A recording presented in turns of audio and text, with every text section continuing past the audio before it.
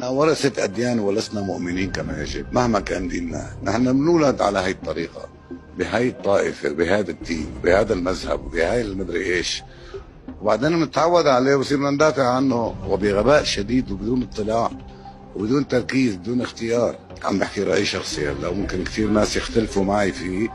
الإيمان هو أعلى درجة من درجات وهب النفس. يعني هلا بتبلش القصه بالاعتقاد، اي عقيده ممكن تعتقد فيها بدك تقراها، بدك تطلع عليها، لكن انك توصل من مرحله انك انت عندك معتقد الى مرحله عندك ايمان، هي مساله سينسجم فيها العقل مع الروح. ولذلك نحن ورثه روح ولسنا ورثه عقول.